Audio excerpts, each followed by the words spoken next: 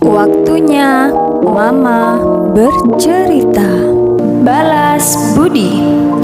Pada era Chun Kyu tahun 7700 sebelum Masehi sampai tahun 403 sebelum Masehi, Jenderal negara Wu Zizou memimpin tentara Wu untuk menyerang negara Zheng. Zheng Dinggong, raja dari negara Zheng, berkata, bagi siapa yang dapat membuat Wu Zizou dan tentaranya mundur dan tidak datang menyerang kita, saya akan memberikan penghargaan yang mewah ke dia. Sayangnya, tidak ada orang yang dapat memikirkan cara yang baik. Pada hari keempat pagi hari, ada seorang pemuda nelayan berlari ke Zheng Dinggong dan berkata, saya punya cara untuk mencegah Wu Zizou menyerang negara Zheng. Zheng Dinggong mendengar ini dan segera bertanya pada pemuda nelayan itu, berapa banyak tentara dan kereta tempur yang kamu butuhkan? Pemuda nelayan itu menggelengkan kepalanya dan berkata, saya tidak membutuhkan tentara, kereta tempur, atau makanan. Saya hanya perlu menggunakan dayung saya ini untuk mengirim balik puluhan ribu tentara Wu kembali ke negara Wu. Dayung jenis apa yang sehebat itu? Pemuda nelayan menjepit dayung di bawah ketiaknya dan berlari ke barak negara Wu mencari Wu Zizou. Sambil bernyanyi, ia memukul dayung. Orang-orang di tenda, menyeberangi sungai. Rahmat siapa? Di atas pedang Qi Xingwen, kembalikan kepadamu, bawalah. Hari ini kamu bangga. Masih ingatkah, nelayan tua?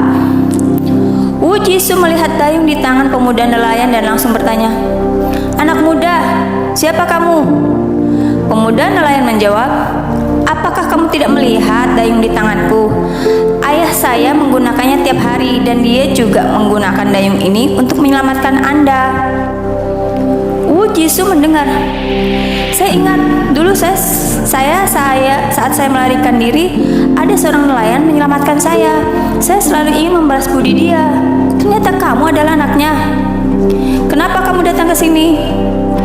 Pemuda nelayan berkata, ini karena negara Wu datang menyerang negara Zheng kami. Kami para nelayan semua dipanggil ke sini. Raja kami, Zheng Dinggong, berkata, selama ada yang bisa meminta Jenderal Wu mundur, tidak datang menyerang negara Zheng, beliau akan memberi penghargaan yang mewah kepada siapapun. Saya harap Jenderal Wu dapat melihat budi almarhum ayah saya yang pernah menyelamatkan Anda. Jangan datang menyerang negara Zheng, jangan datang menyerang negara Zheng, dan biarkan saya kembali untuk mendapatkan penghargaan.